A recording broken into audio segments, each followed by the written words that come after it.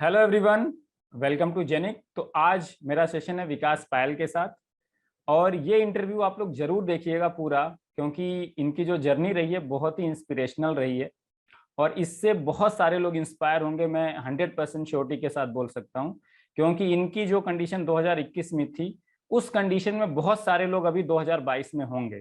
तो इनकी जर्नी से आप इंस्पायर हो सकते हैं और आपको समझ में आएगा कि कभी भी कुछ भी हो सकता है। अगर आप मेहनत करते रहेंगे तो आप कुछ भी अचीव कर सकते हैं। Nothing is impossible.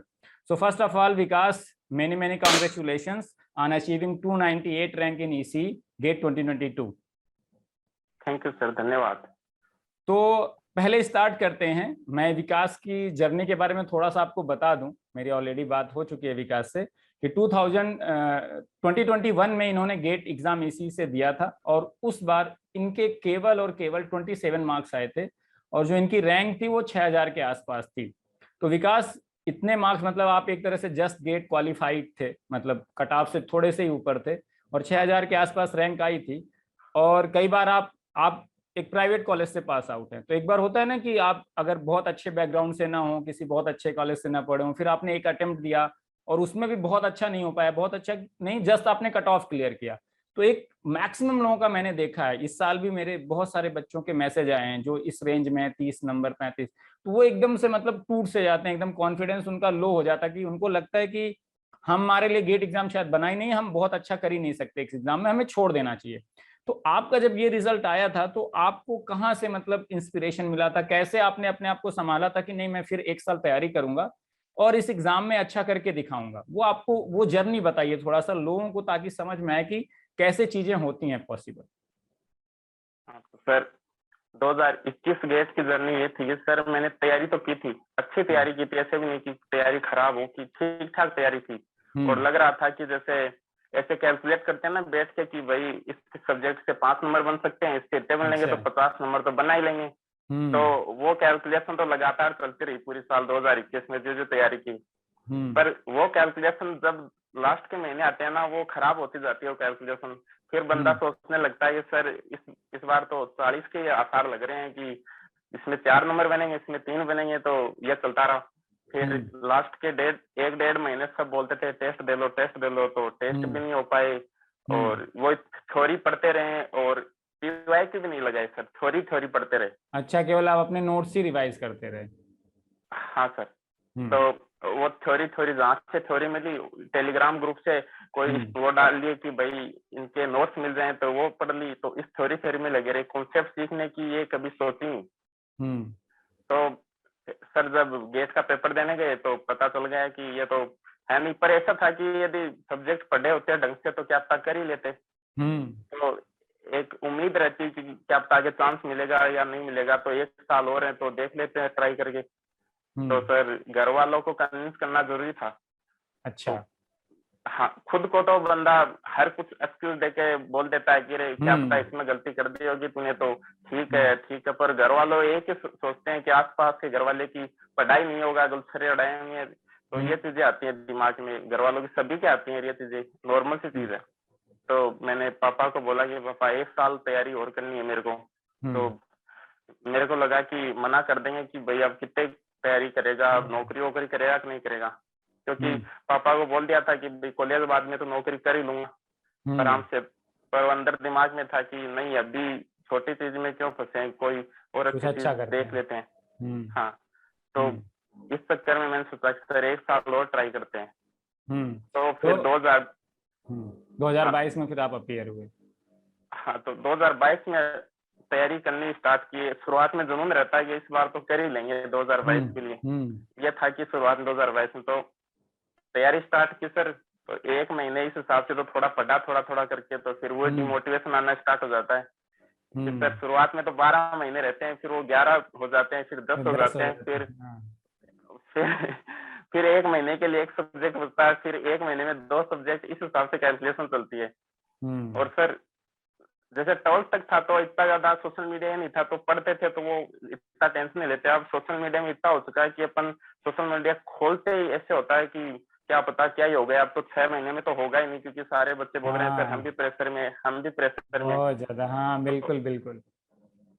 तो सर खुद पे विश्वास होना बहुत जरूरी है। मतलब आपने जो अभी बताया मुझे, आपका मतलब जो 2021 में रिजल्ट खराब रहा, मैं यही बच्चों को बोलता हूँ, अभी मेरे टेलीग्राम पे बहुत लोगों के मैसेज हैं जो जिनका रिजल्ट खराब रहा है, मतलब 30 नंबर, 35 नंबर, 40 नंबर। तो मैं उनको यही बोलता हूँ कि आप पहले खुद को एनालिसिस करो। जैसे आपने कहा ना कि अगर पढ़े रहते, थोड़ा प्रैक्टिस किए रहते तो हो जाते, मतलब वो अंदर से आपको पता रहता है कि मैं कर सकता था, उस 3 घंटे में शायद मैं नहीं कर पाया। तो आप एक बार एनालिसिस करो उस पेपर की कि आप अगर एकदम अपने बेस्ट पे होते तो क्या कर पाते। अगर आप 60% स्कोर कर पाते, 70%, तो आप बहुत अच्छा कर रहे हो उस पेपर में। और दूसरी चीज की, अगर कुछ हुआ ऐसा तो आप, बहुत लोग अपने अंदर मतलब उसको होता ना कि उसको लेके वो करते रहते परेशान, उसी में एक आध महीने गुजार परेशान। देंगे, जब तक रिजल्ट नहीं आएगा तब तक कुछ पढ़ाई ही नहीं करेंगे। तो उसमें यही होता है कि सबसे बड़े मोटिवेशन आपको होते हैं आपके पेरेंट्स। उनको अगर आप कन्विंस कर लेंगे, उनको अगर आपके ऊपर भरोसा है ना, तो आपका ऑटोमेटिकली कॉन्फिडेंस बढ़ जाता है कि नहीं, मतलब पेरेंट्स साथ में, मैं अच्छे से मेहनत करूंगा करूंगा। जैसे आपके केस में था, आपने बात करी, आपके पापा मम्मी ने कह दिया कि हाँ नहीं तुम तैयारी करो अगर तुम्हें लगता है, और आपने कहा कि चलो मैं अपना बेस्ट देने की कोशिश करता हूँ। तो आपने जब 2022 के लिए तैयारी स्टार्ट किया, तो सबसे पहली चीज क्या की? जैसे मैं बच्चों को हमेशा बोलता हूँ कि आप, अगर इस बार गलतियां आपसे जरूर हुई हैं तभी आपका रिजल्ट अच्छा नहीं आया, इवन इफ कि आपने मेहनत बहुत सारी करी है, तैयारी बहुत सारी करी, तो आपने जब तैयारी 2022 के लिए स्टार्ट करी, तो क्या आपने जो गलतियां आपसे हुई थी जिस वजह से आपका परफॉर्मेंस शायद, जो आप सोच रहे थे कि शुरू में जोड़ रहे थे कि 50 आ जाएंगे, 55 तो कर ही लेंगे, तो आपने क्या रियलाइज किया कि मुझे किन किन कमियों पे काम करना, वो आपने स्टार्टिंग से काम करना स्टार्ट किया था जब 2022 की प्रिपरेशन स्टार्ट की थी? हाँ सर, मैं उसके लिए बोलता हूँ कि 2022 की जो प्रिपरेशन स्टार्ट हुई तो मैंने ये बनाया कि क्या क्या मेरी गलतियां हुई। हम्म। तो सर उसमें अभी भी लिखा हुआ पड़ा है कि मैंने टेस्ट सीरीज नहीं दिया, मैंने हम्म। सब्जेक्ट को अच्छे से पढ़ा नहीं, मैंने सिर्फ फॉर्मूले फॉर्मूले ऐसे सोचता फॉर्मूले से क्वेश्चन बन जाएंगे तो वो ही रटता रहा। हम्म। और ये दो तीन चीजें थी कि सर बोलते थे कि भाई कॉन्सेप्ट को शुरुआत से स्टार्टिंग से पढ़ो, ना कि लास्ट हम्म। में बस वो जो कंक्लूजन है उस पर ध्यान दो। तो वो हम्म। चीजें, तो इस साल मैंने सोचा इस बार ये चीजें तो मैं फॉलो करूंगा ही। हम्म। तो हुआ क्या सर, जो जो तैयारी स्टार्ट की तो मैंने इस बार सोचा था कि हार्ड वाले सब्जेक्ट वो शुरुआत में पढ़ लूंगा जिससे लास्ट में प्रेशर नहीं आएगा। हम्म। तो हुआ ये कि स्टार्ट जो ही प्रिपरेशन की तो मैंने तो वही शुरुआत में प्लानिंग तो अच्छी कर ली, पर वही स्टार्टिंग वही हो जाता है कि चलो आप तो इजी पढ़ लेते हैं फिर देखते हैं हार्ड वाले। हम्म। तो मैंने वापस नेटवर्क से स्टार्ट कर दिया, नेटवर्क वो सिग्नल हो गया, डिजिटल हो गया, डिजिटल हो गया जो इजी इनसे स्टार्ट। सब्जेक्ट। हाँ सर। हम्म। और वही मेरा सर सितंबर अक्टूबर खा गए पूरा, उन्हीं में मैं सोचता था वो तो भूल गया था तो उनको वापस थोड़ा बहुत पढ़ लेता था, खुश हो जाता था हम्म। कि हाँ वो तो याद है, पर वो हार्ड वाले सब्जेक्ट इस बार भी रह गए लास्ट में। अच्छा। अब हाँ, तो सर मेरे को वो धड़कने वापस बढ़ने लग गई। ये तो होता ही है सारे बच्चों के साथ में, जो जो हाँ, एग्जाम जैसे पास जैसे में एग्जाम आती है तो। पास आता है वो बढ़ती जाती है टेंशन सबकी। हाँ हाँ। तो अब ये कम्युनिकेशन, ईएमएस, ये ईडीसी ऐसे सब्जेक्ट हैं सर, जब तक इनको टाइम नहीं दिया जाए तब तक ये समझ में, फॉर्मूले रट जी, लो इनसे कुछ नहीं होगा। कुछ नहीं होगा, बिल्कुल हाँ, बिल्कुल। और उनके मेरे पास नोट्स भी नहीं थे ढंग से सर। तो हम्म। मैंने सोचा अब क्या करूं, तो फिर आप कोचिंग का जेनिक एजुकेशन का कोर्स आया था, कॉम्बो कोर्स आया था सर। हम्म। तो सर मैंने ईडीसी लिया था, एनालॉग लिया था, ईएमएस भी लिया था और कम्युनिकेशन लिया था। ये ओके। 4 सब्जेक्ट लिए थे सर। कोर सब्जेक्ट सारे ही ले लिए थे आपने? हम्म। हाँ, अब मेरे हम्म। पास वो 3-4 महीने बचे थे लास्ट के सर। तो हम्म। मैंने मैंने सोचा अब नोट्स बनाऊंगा तो उनको फिर पढ़ने ही पड़ेंगे, हम्म। और बनाने में भी 1 घंटे लेकर के 4 घंटे लग जाते हैं सर। हम्म। तो हम्म। फिर मैंने सोचा कि ये फोन है इसका कैसे इस्तेमाल करते हैं, ना कि यूट्यूब पे वीडियोस देखते हैं, इस पे वीडियोस देख लेते हैं सर के। हम्म। हम्म। तो ये चारों सब्जेक्ट सर आपके थे, ईएमएस को छोड़ के 3 सब्जेक्ट आपके थे। तो आप एकदम स्लो स्लो में अच्छे से पढ़ाते हैं, तो मेरे को लगा स्पीड मेरे को कम लग रही है। अच्छा। तो हाँ। तो मैं क्या करता था, जैसे एनालॉग है वो 200 घंटे का, तो मैं सोचता था 200 घंटे को कितने दिन में कंप्लीट कर सकता हूँ, यदि 2 की स्पीड में देखूँ मतलब 100 घंटे, और 100 घंटे को यदि पूरे 10 दिन में किस हिसाब से कंप्लीट किया जा सकता है। तो ये सोच सोच के फिर मैं उसको बारी बारी से लेक्चर्स को फास्ट स्पीड में करके देखता था। ओके। और पहले आपने हाँ तैयारी करी थी तो आपको चीजें पता तो थी, ऐसा नहीं था कि बिल्कुल भी नहीं हाँ, आता था? हाँ हम्म। वो फॉर्मुलेज तो थोड़े बहुत ध्यान में थे कि ये फॉर्मुलेज हैं इस हिसाब से हैं, पर कॉन्सेप्ट जरा भी नहीं था इनके बारे में, ज्यादा नॉलेज नहीं थी कॉन्सेप्ट के बारे में। हम्म। हम्म। तो फिर ये हुआ जब मैंने ये जो लेक्चर थे उनको, रिकॉर्डेड लेक्चर थे क्योंकि रिकॉर्डेड हो गए थे, लाइव के लाइव देखता था तो फिर वो टाइम तो उतना खर्च होता। तो हम्म। इसलिए मैंने फिर 2 की स्पीड में इस हिसाब से देखना स्टार्ट किया। और सर उन सब्जेक्ट को मैंने, इतने बड़े-बड़े सब्जेक्ट थे उनको मैंने पूरे दिन लग-लग के 2-2 बार भी पढ़ा उन सब्जेक्ट को, जैसे कि वो दिमाग में बैठ गए वो लेक्चर। अच्छा, तो उन मतलब आपने जो नोट्स भी कोर नहीं। सब्जेक्ट था आपने ऑलमोस्ट एक से ज्यादा बार पढ़ा था, मतलब रिवीजन आपका हाँ, एटलीस्ट एक या दो बार हुआ था उन सब्जेक्ट्स का, कोर हाँ। सब्जेक्ट का। फिर फिर चीजें सर क्या हुई, फिर वो बदतर से भी बदतर हो गई चीजें, कि हुआ क्या कि पीछे तो जिस सब्जेक्ट हैं वो सारे ही भूल गए, क्योंकि वो कोर में चला गया पूरा टाइम। कोर को क्योंकि डेप्थ तो में पढ़ना पड़ता है, ये गलती बहुत लोग करते हैं कि मतलब हाँ, जैसे आपने कोर पढ़ना शुरू किया, क्योंकि वो मेहनत तो लगती है। मैं हमेशा हाँ सर, इसीलिए बच्चों को बोलता हूँ कि रिवीजन के लिए पिछली सब्जेक्ट के लिए थोड़ा सा टाइम आप जरूर निकालो, चाहे वो 1 घंटा ही क्यों ना हो। लेकिन हाँ, होता क्या है कि जब हमारा फ्लो बन जाता है कि कम्युनिकेशन टफ है, थोड़ा ज्यादा पढ़ना पड़ेगा, तो हमें लगता है अब कुछ और नहीं पढ़ना है। और उसमें होता क्या, हाँ, पिछली जो अच्छी सब्जेक्ट है वो थोड़ी सी वीकेंड हो जाती है, मतलब उसके चीजें हाँ, थोड़ी सी भूलने लगती हैं। तो फिर आपने उसको कवर हाँ। अप कैसे किया, मतलब जब ऐसा लगने लगा कि यार ये पिछला तो ऐसा होता जा रहा है। तो सर मैंने कोर 1.5-2 महीने किए ना, तो मेरे को पता चल गया कि मेरे को तो नेटवर्क भी कठिन लगने लग गया, सिग्नल भी लगने गया, डिजिटल भी पूरा हार्ड लगने लग गया, ये हालत हो गई अच्छा। सर। हाँ, फिर आपने कैसे अब उसको कवर अप किया। अब सर हुआ क्या, मैंने यूट्यूब पे सर्च करना स्टार्ट किया कि भाई कोई मेरे को शॉर्ट तरीके, इस हिसाब से कि भाई शॉर्ट नोट्स मिल जाएं या फिर कोई शॉर्ट वीडियो मिल जाए। हम्म। तो फिर सर मेरे को मिले जेनिंग के 2018 या 19 के वीडियोस थे, जो आपने 2018 छह छह। नवंबर में आए थे, हाँ, जो पहली बार क्रैश हाँ, कोर्स आए थे। तो वो 6-6 घंटे में पूरा सब्जेक्ट कवर कर रखा था उनमें उनमें सर। हाँ, मतलब वही कोई 10 घंटे, कोई 15 घंटे, 20 घंटे ऐसे, हाँ, हाँ। हम्म। तो सर मैंने सोचा कि ये सही है, क्योंकि इनको देख लूंगा ना तो फिर वो याद आ जाएंगे, वो थोड़ी चीजें पीछे की जो भूल का वो क्या पता कवर हो जाए, ऐसे लगे कि हाँ भाई आने हम्म। लग गई है। तो अच्छा, मतलब फिर वो आपने मतलब मेन पढ़ाई करी थी नेटवर्क की पूरे कोर्स को डिटेल में, लेकिन जब आपको हाँ, रिवीजन करना था तो आपने क्रैश कोर्स का हेल्प लिया, क्योंकि उसमें कंक्लूजन तो हम लोगों ने क्रैश कोर्स में केवल मेन मेन चीजें बताई थी, आपको वही चाहिए था, हाँ, तो आपने रिवीजन के लिए एक तरह से क्रैश कोर्स वीडियोस यूज किए। हाँ। क्रैश कोर्स भी किया सर, आपके क्रैश क्रैश कोर्स के अलावा भी कुछ वीडियोस थे जिनको हाँ, कोर अलावा, तक। हाँ, क्वेश्चंस के वीडियोस और एडेड थे उस पे सारे सब्जेक्ट में ऑलमोस्ट। हाँ, हाँ। तो वो वीडियोस देखे तो सर थोड़ा ऐसा लगा कि हाँ भाई याद, नेटवर्क भी थोड़ा याद आ रहा है, डिजिटल भी याद आ रहा है। हम्म। अब सर लास्ट में आया दिसंबर, तो दिसंबर में सब कुछ ऐसे बोलते हैं कि टेस्ट सीरीज दो, टेस्ट सीरीज दो, तो मेरे को तो हम्म। ये सोच रहा था कि अब 10 सब्जेक्ट पढ़े कैसे 2 महीने में, हम्म। 10-12 मतलब सब्जेक्ट। आपके तो सर नवंबर तक ऑलमोस्ट सब्जेक्ट सारे हो गए थे, जो आपके कोर बचे थे वो आपने हाँ, कवर कर लिए थे, और पहले और बाकी चीजें तो पढ़ी रखी थी, तो वो आपने हाँ, ऑलमोस्ट एक तरह से कंप्लीट कर लिया था। और दिसंबर में मैक्सिमम लोग, आप किसी भी टीचर से पूछेंगे तो वो हमेशा लोग कहते हैं कि टेस्ट सीरीज आप जरूर दीजिए और दिसंबर से स्टार्ट कर दीजिए। तो आपने फिर हाँ सर, टेस्ट सीरीज दिसंबर में सोचा कि अब मुझे भी देनी पड़ेगी, क्योंकि पिछली बार देनी आपने पड़ेगी। 2021 में बिल्कुल भी नहीं दिया था, और वो आपका नहीं एक दी। रीजन था अच्छा ना करने का। तो फिर हाँ, उसको कैसे आपने स्टार्ट किया, कैसे उसको क्या प्रोसेस फॉलो किया टेस्ट सीरीज में। हाँ सर। तो हुआ क्या, दिसंबर में आने के बाद में ऐसे लगा कि टेस्ट सीरीज देनी पड़ेगी, पर दिसंबर में मेरे सब्जेक्ट वजह से मेरे को एप्टीट्यूड भी पढ़ना था, मैथमेटिक्स भी पढ़ना था, और हम्म। 1-2 सब्जेक्ट और थे सर जिनको मेरे को कंप्लीट करना था, जैसे कम्युनिकेशन का कुछ पार्ट था, इस ईएमएस से बचा हुआ था। हम्म। हम्म। तो ऐसे हो गया कि अब तो मुश्किल लग रहा है, 2 महीने में तो इतना सब तो नहीं होगा, पीछे रिविजन करना, नए हम्म। सब्जेक्ट भी पढ़ना है, हम्म। और इस हिसाब से। पर मेरे को लगा चलो देखते हैं, मैथमेटिक्स तो थोड़ा बहुत पढ़ते हैं और एप्टीट्यूड तो बन ही जाएगा। हम्म। हम्म। तो मैंने मैथमेटिक्स लेक्चर्स नहीं देखे, वैसे ही टेलीग्राम से कोई पीडीएफ डाउनलोड कर ली, वो ही पढ़ ली। अच्छा। तो हाँ, तो वो कर लिया, और टेस्ट दिसंबर में भी नहीं दे पाया सर, दिसंबर भी ऐसे अच्छा, निकल गया दिसंबर में टेस्ट भी के आपने बिना। टेस्ट सीरीज नहीं दिया मतलब।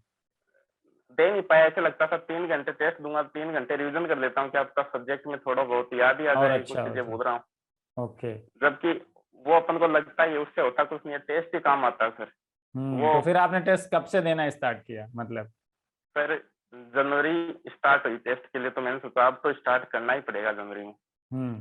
तो सर 1 जनवरी ऐसे, 1 जनवरी थी, तो उसमें मैंने ऐसे निकाल दिया कि चलो कोने आज नहीं दे पाएंगे टेस्ट। हम्म।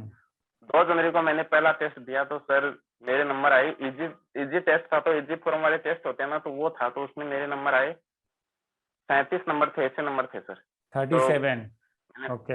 हाँ सर, तो मेरे को लगा कि ये तो 2021 में भी मैंने एक टेस्ट देखा था, उसमें भी यही 34 नंबर आए थे, इसमें भी 37 ही आ रहे हैं, ये अपन ने तो बहुत गड़बड़ कर दी इस साल भी। कोई इम्प्रूवमेंट नहीं हुआ ऑलमोस्ट, अगर देखा जाए तो। हाँ सर, हाँ सर।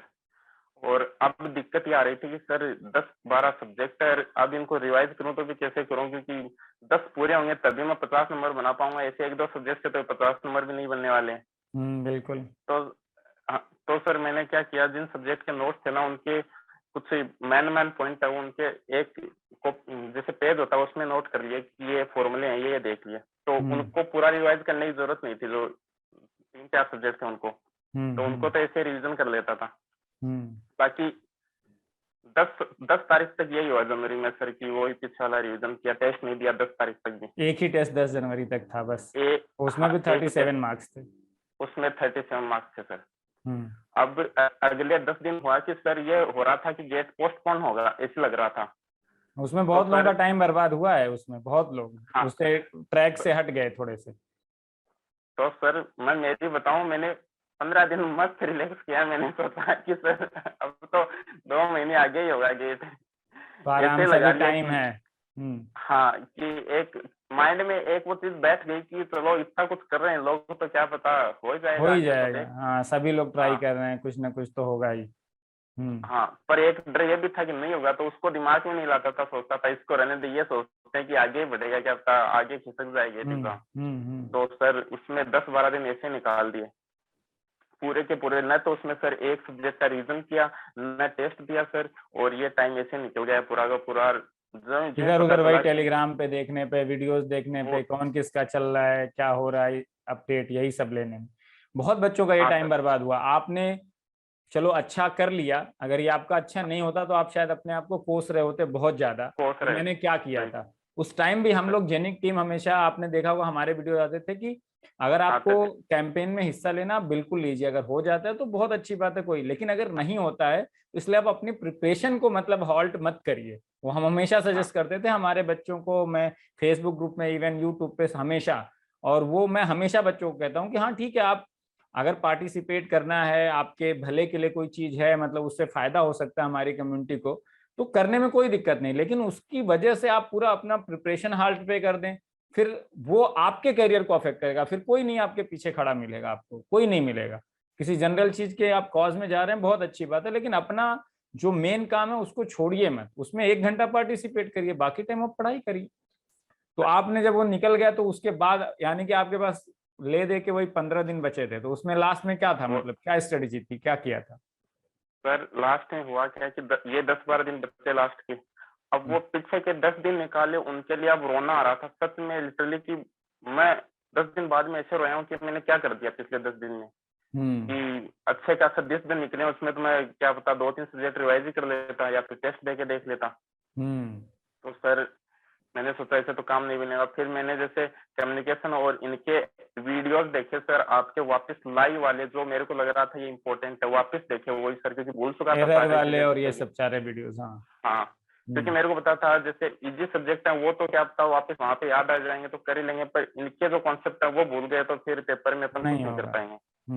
हाँ, तो मैंने वापस ईडीसी के जो लास्ट वाला पार्ट है, मोस्टफेट का, सीमोस का, वो वाले पार्ट देखे, और कम्युनिकेशन के एरर वाला पार्ट, वो जो रैंडम वेरिएबल वो पार्ट वापस देखा, और एनालॉग में भी मैंने रिवाइज किया वही मोस्टफेट, और जो शुरुआत में बीजेपी वाली है वो चीजें पढ़ी, क्योंकि ओपेम वगैरह तो बन जाते हैं नॉर्मली कि वही बच्चा हाँ, ट्राई मतलब करता है। प्रैक्टिस हो गई है तो नॉर्मली बन जाता है, मतलब इन जनरल।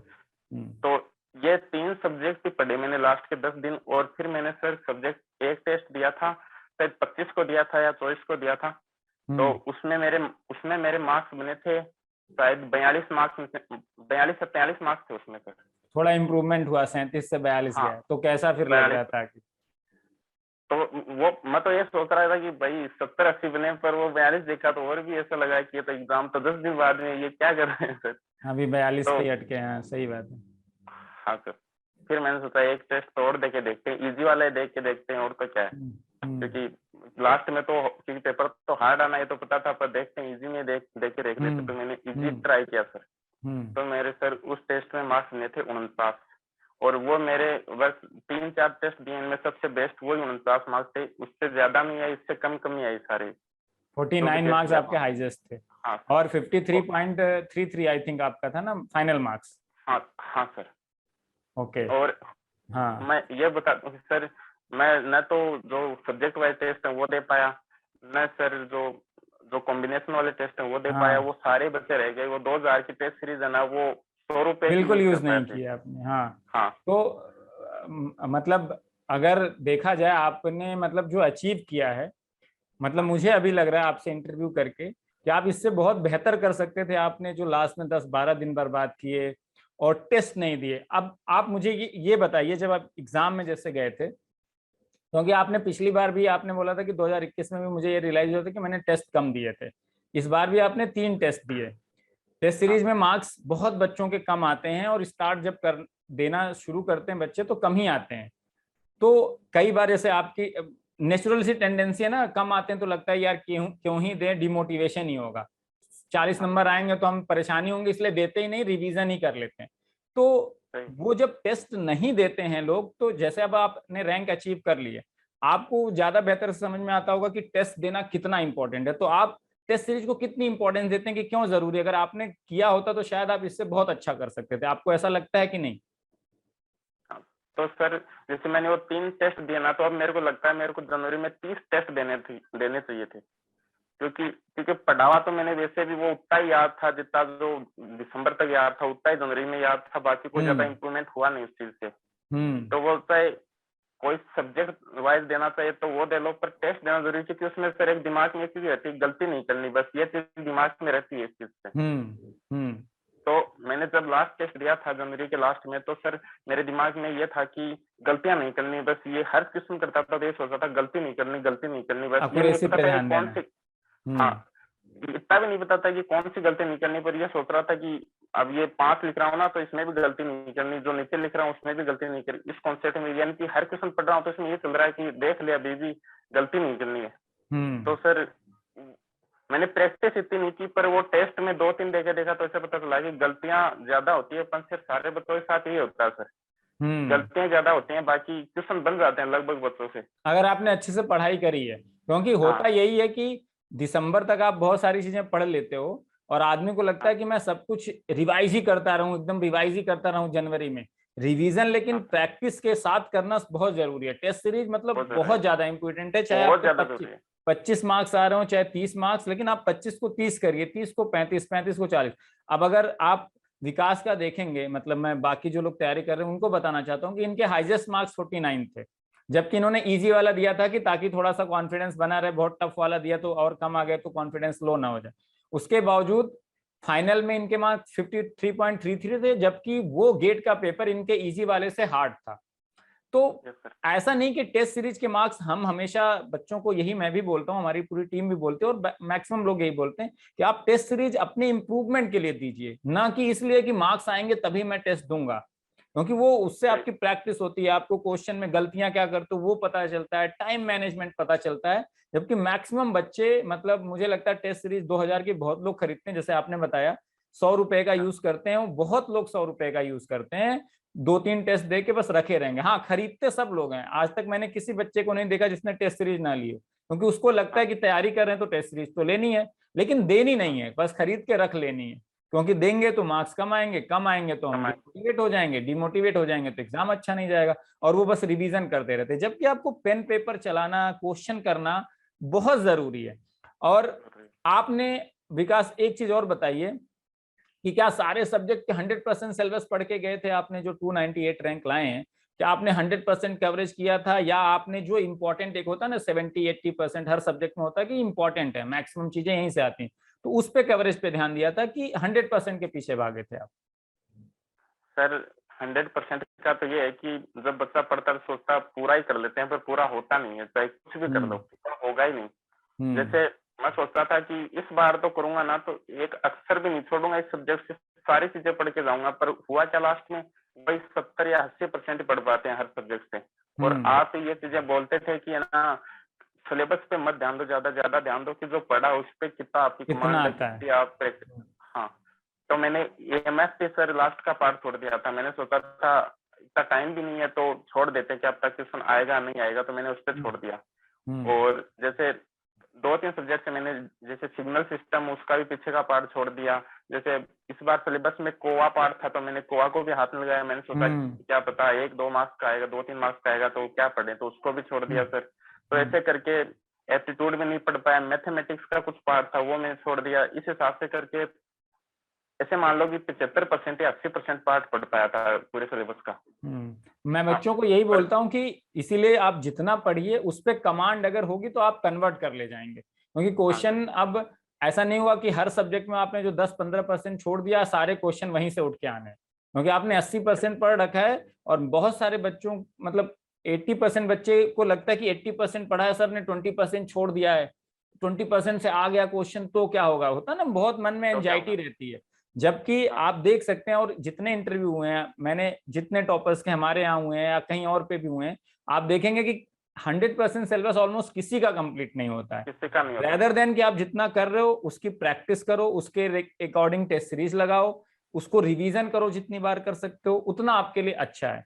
तो अब एक और क्वेश्चन मैं आपसे विकास यहाँ पे पूछूंगा कि जेनिक का मतलब आपके प्रिपरेशन में कितना अहम रोल था? आप मतलब जेनिक के कोर्स को फॉलो किए थे ऑब्वियसली, तो आपको किस तरह से हेल्प किया, हमारे कंटेंट से क्या आपको फायदा मिला, और आप बच्चों को क्या बताना चाहेंगे कि हाँ भाई जेनिक के कोर्स से मुझे क्या फायदा मिला, किस वे में फायदा मिला?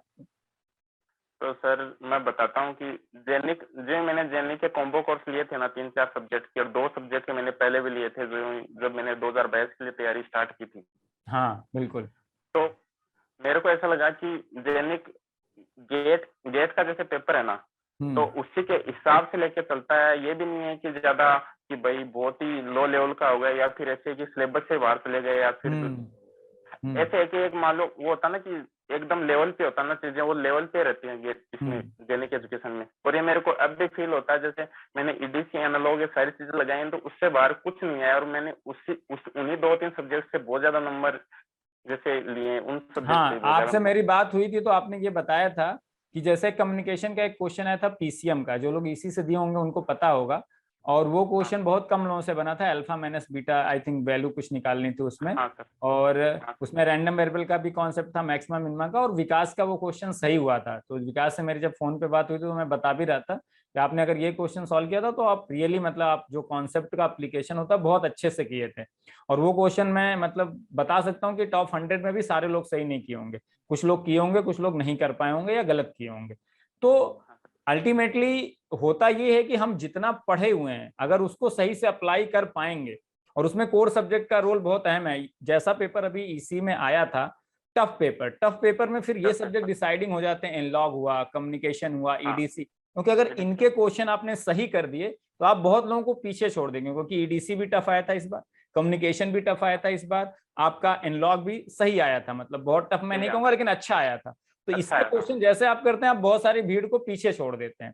तो विकास का भी यही रहा, जो 53.33 इनके आए, इनके कोर सब्जेक्ट के क्वेश्चन सही हुए, इनके एनालॉग के मॉसफेट के क्वेश्चन सही हुए, इनके कम्युनिकेशन के क्वेश्चन सही हुए, इनके ईडीसी के क्वेश्चन सही हुए। एक ईडीसी का क्वेश्चन तो मतलब वो आउट ऑफ सिलेबस ही कहा जाएगा, वो मेरे से भी नहीं बना था, इवन किसी फैकल्टी से मैंने नहीं देखा किसी भी इंस्टीट्यूट का सही सोल्यूशन उसका था।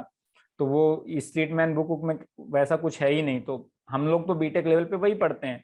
तो वही पढ़ते हैं। वो कोर सब्जेक्ट आपके रैंक डिसाइडिंग में बहुत इंपॉर्टेंट रोल प्ले करते हैं। जो कॉमन सब्जेक्ट है वो आपको एक थ्रेशोल्ड लेवल क्रॉस कराने के लिए बहुत जरूरी होते हैं, क्योंकि आप अच्छा करोगे उनमें अच्छा करना पड़ेगा, और जैसे आप कोर में गेन करोगे वो आपका एडवांटेज होता है, जहां पे आप लोगों को पीछे छोड़ते हैं। और इसी में कोर सब्जेक्ट अब पिछले 2-3 साल से आप देख रहे होंगे, आपने प्रीवियस ईयर लगाया होगा, बहुत अच्छा आने लगा है, मतलब बहुत कॉन्सेप्चुअल, बहुत ट्रिकी। तो ऐसा नहीं कि कोई बस ऐसे पढ़ के गया और कर लेगा क्वेश्चन, ऐसा नहीं होता है। तो एक बात मैं और विकास के बारे में बताना चाहूंगा कि विकास ने कोरोना की जो सेकेंड वेव आई थी उसमें अपने फादर को भी खो दिया था। बहुत मुश्किल टाइम होता है, मतलब अपने मतलब पेरेंट्स सबसे ज्यादा क्लोज होते हैं किसी भी बच्चे के लिए, वो बीच में मतलब चले जाना मतलब वो बहुत डिस्टर्ब हो जाता है आदमी। उसके बाद भी तैयारी कंटिन्यू करना, और फिर 6000 रैंक पिछली बार आई थी उसको 298 रैंक में कन्वर्ट करना अपने आप में बहुत बड़ी बात होती है। तो जब आपकी रैंक आई थी, मतलब इतना सब कुछ आपको हुआ था और आपने फिर भी तैयारी कंटिन्यू रखी, तो जब रैंक आई थी तो उससे आपको मतलब जब आपकी रैंक आई होगी आपने ऑब्वियसली अपने जो बहुत क्लोज रहे होंगे उनको जरूर बताया होगा, तो आपका पहला रिएक्शन क्या था जब 298 रैंक देखा था? आपको क्या लग रहा था कि मैंने क्या कर दिया या क्या अचीव किया है? कैसी फीलिंग थी उस समय आपकी? सर जैसे मैंने जब गेट का 2022 का पेपर दिया तो उसके बाद में थोड़ा मेरे को लगा कि पेपर बहुत ज्यादा हार्ड बना है, क्योंकि जब निकलते हैं तो ऐसा लगता है कि पेपर हार्ड बन गया है, थोड़ा सा ऐसा लगता है कि हार्ड तो है। और सबको लगा इस बार, जिनसे बात की वो बोले कि इस बार पेपर हार्ड बना है। हाँ। तो सर 2-3 चीजें हुई कि मेरे को लगा अब 1 साल तैयारी की है तो इस बार हार्ड आया, तो मेरे को लगता है पेपर क्या पता नहीं अच्छी रैंक नहीं बन पाएगी तो क्या होगा, तो वो एक डर बैठ गया अंदर थोड़ा सा।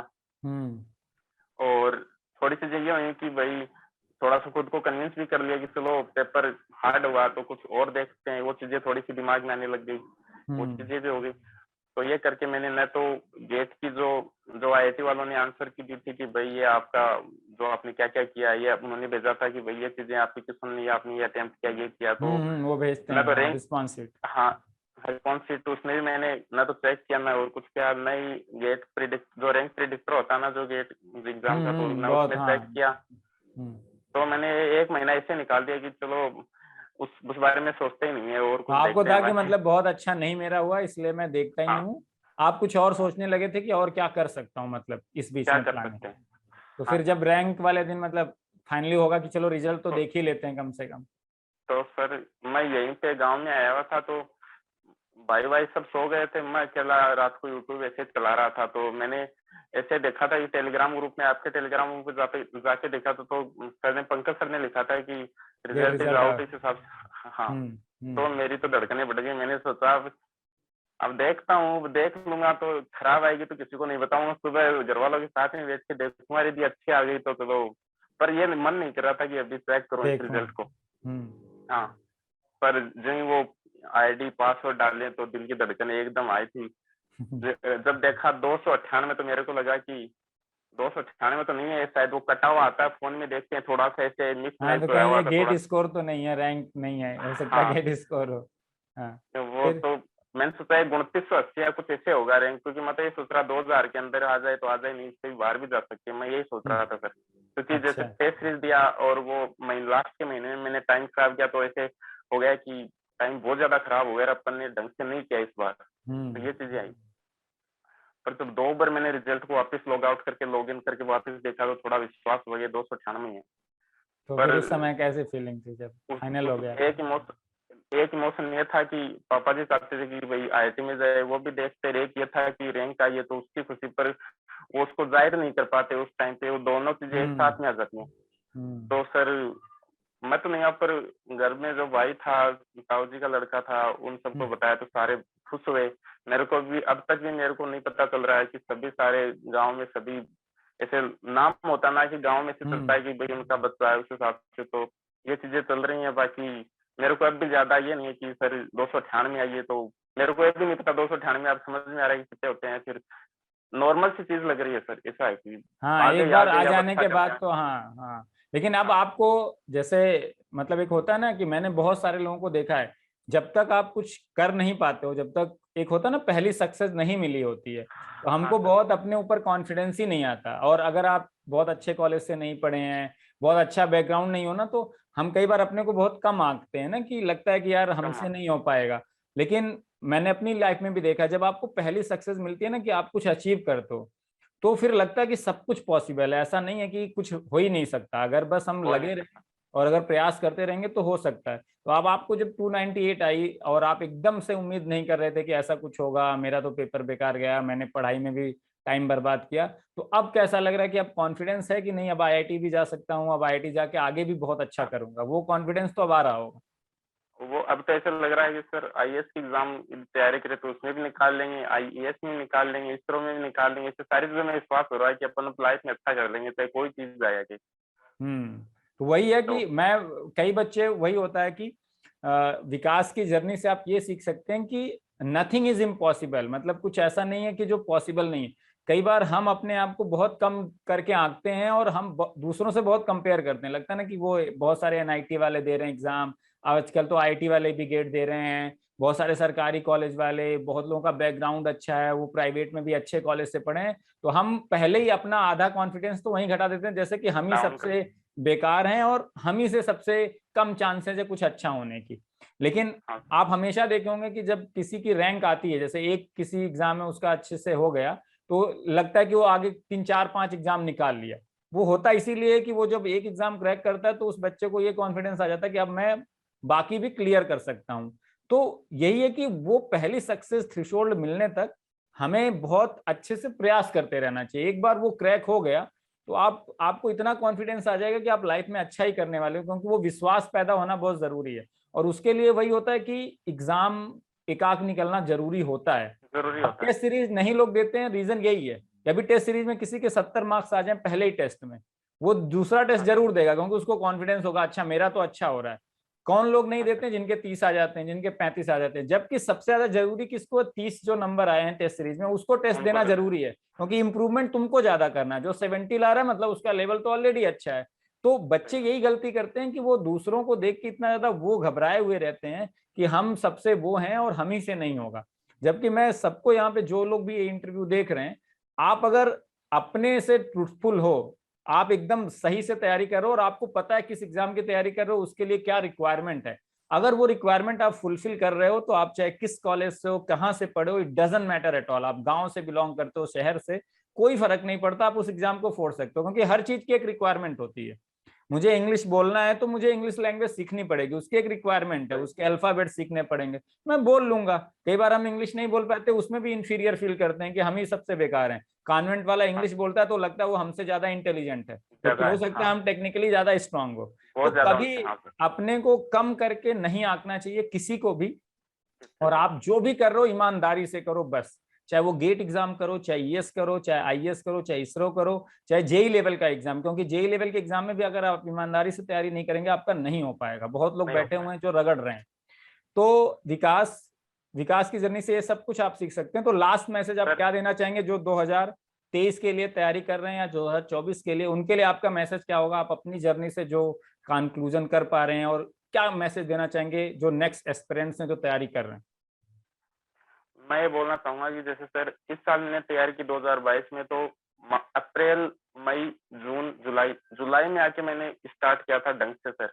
जून जुलाई से आके, ओके। क्योंकि मई, अप्रैल और मई में पापा जी की वो थोड़ा टाइम था तो उस हिसाब से उसमें चला गया थोड़ा सा। वो टाइम ऐसे निकल गया, तो मई के बाद में चीजें सारी नॉर्मल ढंग से हुई थोड़ी बहुत, तो पढ़ना स्टार्ट किया उस हिसाब से। तो ये 7-8 महीने थे मैंने ये पढ़ा था, 7-8 महीने सर इतना ही।